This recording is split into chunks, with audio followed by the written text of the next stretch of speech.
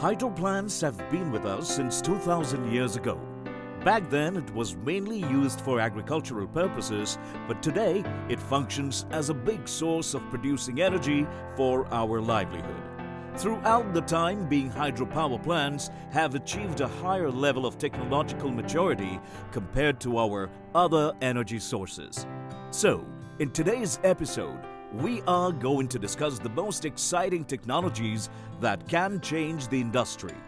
The functioning of a traditional hydropower plant is by firstly storing water in a reservoir, mainly dams or any accountable water source. These reserved water then flows through a tunnel where at the end a turbine is installed. This rotating turbine is connected to a shaft and a generator. The system comes alive once the water is released. The existing large-scale hydropower plants were constructed decades ago using the technologies available in that era.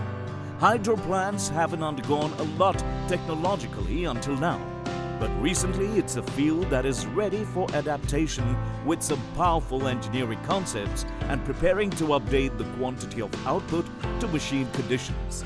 Creators are developing hardware to software updates and analyzing the prototypes for this mass change. Before implementing revolutionary design concepts, the ideas have large responsibilities. The criteria for consideration include fish populations, migration of water lines, maintaining water quality, digitalization, and turbine speed variables. Apart from all these concerns, it is fascinating to watch how the creative adaptation changed the hydro world. New ideas primarily deal with stabilizing flow instabilities and improving efficiency with advanced technologies. Let's go through some of the new technologies hydro world is considering implementing. Marine and hydrokinetic technology, MHK. One of the most fascinating inventions in the hydraulic field is the development of MHK, a natural renewable power source which generates energy from the natural movement of water. It includes waves, rivers, tides, etc. We mean all water streams can consider installing this technology. Did you know that using only 0.3% of the Gulf Stream, we can light up the whole of Florida? It's incredible.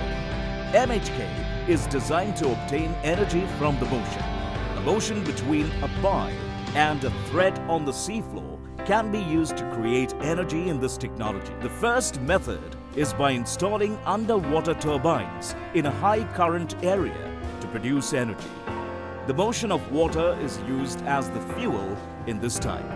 The same technology is applicable in the rivers which have a constant movement or streams. The second method is by building large tidal barriers. A tidal barrage constructed parallel with the waves can produce energy by exploiting the tides coming and withdrawing to spin the turbine. Both methods have many technologies developing within the house, so we can expect more from this in future. Also, the most important point that makes MHK more efficient is the predictable nature of ocean tides. The regular nature of sea waves and the advanced forecasting system to monitor the tides make the MHK more efficient.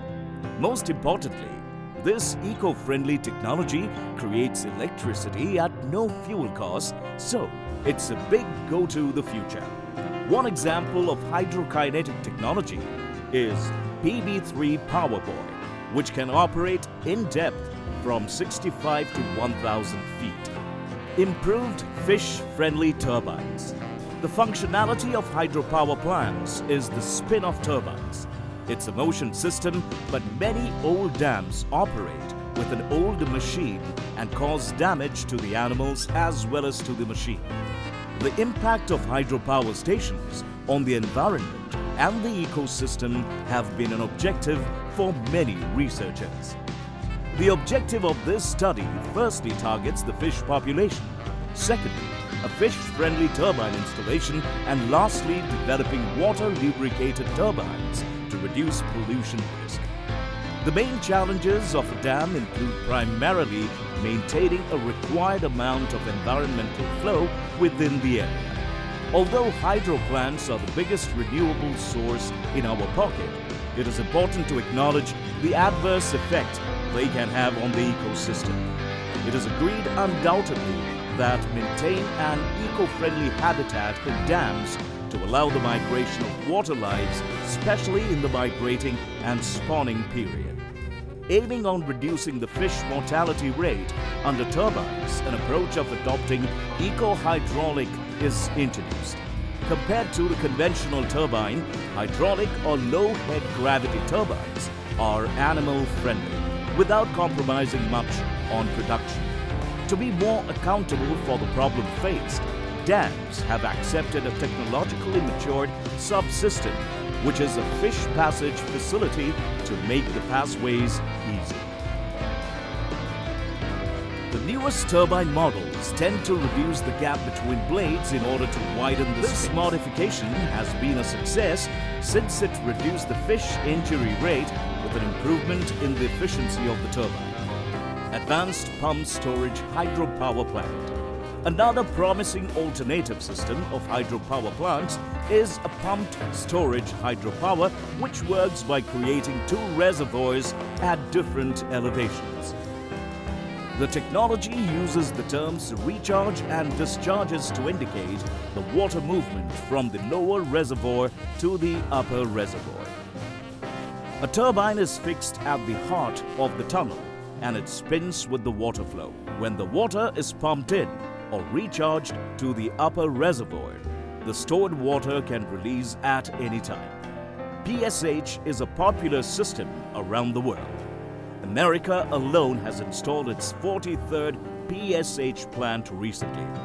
The newest PHS systems are cheaper than the traditional ones with the aim to make them more cost-effective. An example of a pumped storage power plant is Lunar Seawork 2, the biggest project in Australia, or turbulent hydro turbines. A single plant can produce 15 to 70 kilowatts and have a long service life. Another example of a PSH is Tom Salk, a US project. The reservoirs are located 1.2 miles at night. The excess energy recharges the upper reservoir. It is a fascinating view and a piece of work. Modular hydropower plant, which is the least expected place that you can come to encounter with a hydropower plant. A city waterway? Well, it's time to reframe our beliefs. The problem the hydropower sector was facing is its inability to encounter small-scale scenes. The modular program came into being with the intention to potentialize unpowered water source infrastructure. It's a broad view to utilize the large quantity of unnoticed markets. The cost-effective technology was introduced to encourage small firms to realize the capacity of hydropower plants to make their functioning effective. The modular systems are factory-built-in machines that can transport trucks to the sites. The system does not affect the bodies of water like the previous models, which make it more attractive. The modular plants are a collection of individual modules that can install throughout the water body and then together produce electricity. It is non-impeding to the water flow and uses the river currents as an energy source for production. The small-size design allows the small scales to install the technology in the smallest water bodies. For the landlocked city firms, this will be a huge leap in energy production.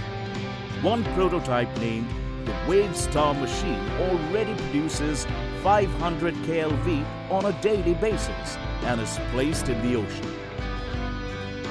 Digitalization of dams.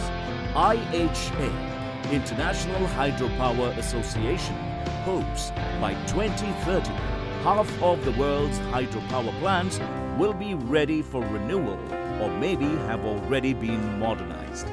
The emphasis on the term digitalization has been spreading across nations by now. Manufacturers believe going digital will help a plant to respond quickly to a decision and improve efficiency. They believe digitalization could be the turning point of modernization in the hydropower sector. It collects data that is produced at all stages of the energy distribution chain. An estimated amount of 42 TWh can be added to hydropower plants by just going digital. Analyzing the real-life data can improve the functioning of hydro turbines without compromising on safety measures and maintenance. Also, the data gathered can help to answer the most sophisticated choices from the designing phase to maintenance. The overall objective of digitalization also includes enabling high-quality service. It can cut down the amount of time for the reversible pump turbines. Constant monitoring systems, upgraded control systems, and automated maintenance can make the plant cost-effective. Lifetime prediction, the need for remodeling in plants, and data analysis methods can help the plant to become more flexible and to produce stable electricity. So, without further saying, it's an amazing thing to watch our hydro plants go through technological advancements. And who knows, if we can turn our kitchen pipes by installing a small turbine and use it as our homemade energy supply plant. Hope you all have enjoyed the video. Have a great day and subscribe.